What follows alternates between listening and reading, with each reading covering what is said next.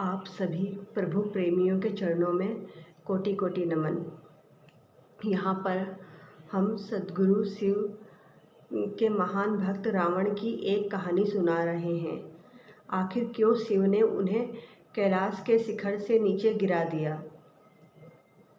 शिव तांडव स्तोत्र हिंदी में।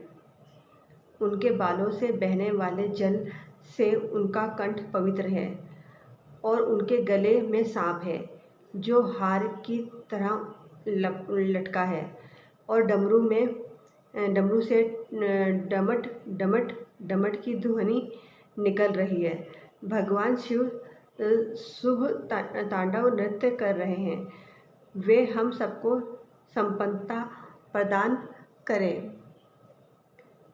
मेरी शिव में गहरी रुचि है, जिनका सिर अलौकिक गंगा नदी की बहती लहरों की धाराओं से सुशोभित है, जो उनकी बालों की उलझी जटाओं की गहराई में उमड़ रही है, जिनके मस्तक की सतह पर चमकदार अग्नि प्रज्वलित है और जो अपने सिर पर अर्धचंद्र का आभूषण पहने हैं।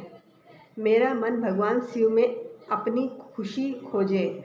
अद्भुत ब्रह्मांड के सारे प्राणी जिनके मन में मौजूद हैं, जिनकी अर्धांगिनी पर्वतराज की पुत्री पार्वती है, जो अपनी करुणा दृष्टि से असाधारण आपदा को नियंत्रित करते हैं, जो सर्वत्र व्याप्त हैं और जो दिव्य लोकों को अपनी पोशाक की तरह धारण करते हैं।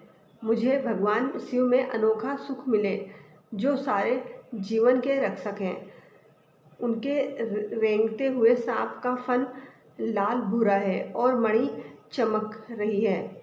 ये दिशाओं की देवियों के सुंदर चेहरों पर विभिन्न रंग बिखेर रहा है, जो विशाल मदमस्त हाथी की खाल से बने जगमगाते दुशाले से ढका है। भगवान शिव हमें संपन्नता दें। भगवान शिव में संपन्नता दे। जिनका मुकुट चंद्रमा है, जिनके बाल लाल नाग के हार से बंधे हैं, जिनका पायदान फूलों की धूल के बहने से गहरे रंग का हो गया है, जो इंद्र विष्णु और अन्य देवताओं के सिर से गिरती है। शिव के बालों की उलझी जटाओं से हम सिद्धि की दौलत प्राप्त करें।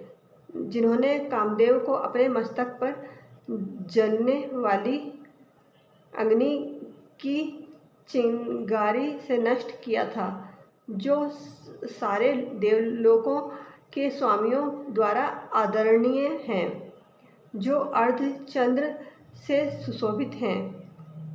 मेरी रुचि भगवान शिव में है, जिनके 3 नेत्र हैं, जिन्होंने शक्तिशाली कामदेव को अग्नि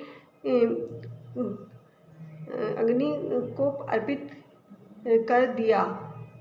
उनके भीषण मस्तक की सतह डगद की ध्वनि से जलती है। वे ही एकमात्र कलाकार हैं जो पर्वतराज की पुत्री पार्वती के स्तन की नोक पर सजावटी रेखाएं खींचने में निपुण हैं।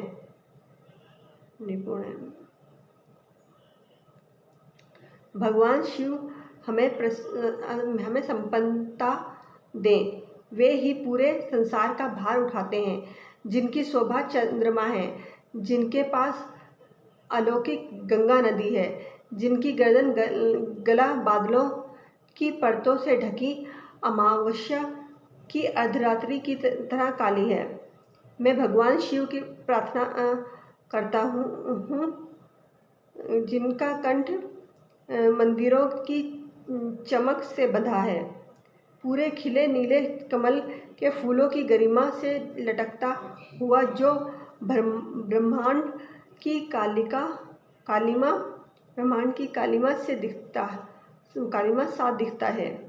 जो कामदेव को मारने वाले हैं, जिन्होंने त्रिपुर का अंत किया, जिन्होंने सांसारिक जीवन के बंधनों को नष्ट किया, जिन्होंने बलि का अंत किया, जिन्होंने अंधक दैत्य का विनाश किया, जो हाथियों को मारने वाले हैं और जिन्होंने मृत्यु के देवता यम को पराजित किया।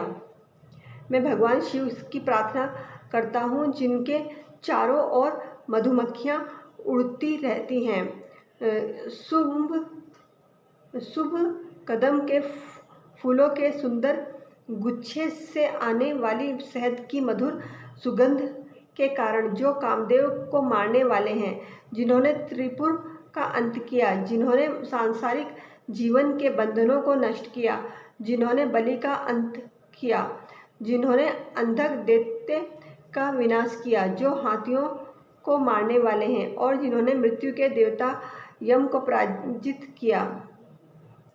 शिव, जिनका तांडव नृत्य नगाड़े की डिमिड डिमिड तेज आवाज श्रृंखला के साथ लय में है, जिनके महान मस्तक पर अग्नि है, वो अग्नि फैल रही है नाग की सांस के कारण गरिमामय आकाश में गोल गोल घूमती हुई।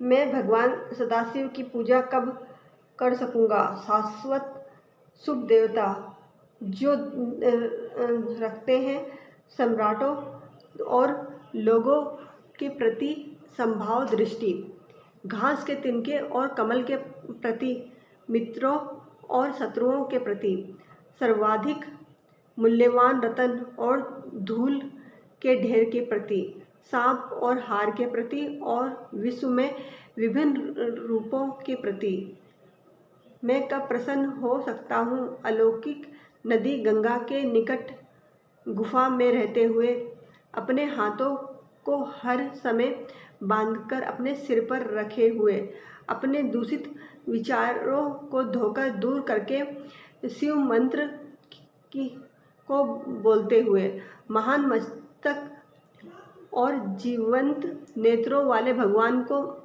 समर्पित इस स्तोत्र को जो भी पढ़ता है, याद करता है और सुनता है, वह सदैव के लिए पवित्र हो जाता है और महान गुरु शिव की भक्ति पाता है। इस भक्ति के लिए कोई दूसरा मार्ग या उपाय नहीं है, बस शिव का विचार ही भ्रम को दूर कर देता है। सद्गुरु रावण शिव का महान भक्त था और उनके बारे में अनेक कहानियाँ प्रचलित हैं। एक भक्त को महान नहीं होना चाहिए, लेकिन वह एक महान भक्त था। वह दक्षिण से इतनी लंबी दूरी तय कर के कैलाश आया। मैं चाहता हूँ कि आप बस कल्पना करें, इतनी लंबी दूरी चल के आना और वो शिव की प्रशंसा में स्तुति गाने लगा। उसके पास एक ड्रम था जिसकी ताल पर उसने तुरंत ही 108 छंदों की रचना कर डाली।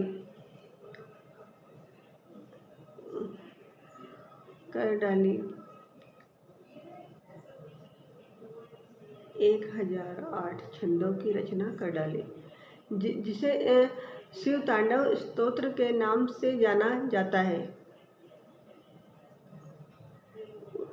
उसके संगीत को सुनकर शिव बहुत ही आनंदित व मोहित हो गए। रावण गाता जा रहा था और गाने के साथ साथ उसने दक्षिण की ओर से कैलाश पर चढ़ना शुरू कर दिया।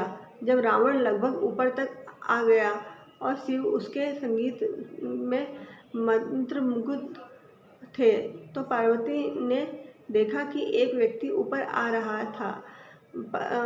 अब ऊपर शिखर पर केवल 2 लोगों के लिए ही जगह है। तो पार्वती ने शिव को उनके हर्षोन्माद से बाहर लाने की कोशिश की। वे बोली, वो व्यक्ति बिल्कुल ऊपर ही आ गया है। अब ऊपर शिखर पर केवल 2 लोगों के लिए ही जगह है। तो पार्वती ने शिव को उनके हर्षोन्माद से बाहर लाने की कोशिश की। वे बोली, वो व्यक्ति बिल्कुल ऊपर ही आ गया है। लेकिन शिव अभी भी संगीत और काव्य की मस्ती में लीन थे। आखिरकार पार्वती उनको संगीत के रोमांच से बाहर लाने में सफल हुई।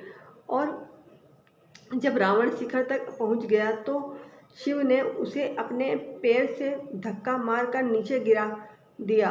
रावण कैलाश के दक्षिणी मुख से फिसलते हुए नीचे की ओर गिरा। ऐसा कहा जाता है कि उसका ड्रम उसके पीछे घिसट रहा था और जैसे जैसे रावण नीचे जाता गया उसका ड्रम पर्वत पर ऊपर से नीचे तक एक लकीर खींचता हुआ गया। अगर आप कैलाश के दक्षिणी मुख को देखें तो आप बीच में से ऊपर से नीचे की तरफ आता एक निशान देख सकते हैं। कैलाश के एक मुख और दूसरे मुख के बीच में अंतर या भेदभाव करना ठीक नहीं है, लेकिन कैलाश का दक्षिण मुख हमें ज़्यादा प्रिय है क्योंकि अगस्त्य मुनि कैलाश के दक्षिणी मुख में विलीन हो गए थे। तो ये शायद सिर्फ एक दक्षिण भारतीय पक्षपात है कि हमें कैलाश का दक्षिणी मुख ज़्यादा पसंद है और मुझे लगता है कि ये सबसे ज़्यादा सुंदर है। ये सबसे ज़्यादा श्वेत भी है क्योंकि वहाँ बहुत ज़्यादा बर्फ़ है। कई तरीक़ों से इस मुख में सबसे ज़्यादा तीव्रता है, लेकिन बहुत ही कम लोग हैं जो कैलाश के दक्षिणी मुख की ओर जा सकते हैं। ये बहुत ही दुर्गम है और वहाँ पहुँचना कम लोगों के लिए संभव है क्योंकि इसका मार्ग अन्य मुखों की तुलना में बहुत ज़्यादा कठिन है और कुछ खास तरह के लोग ही वहाँ जा सकते हैं।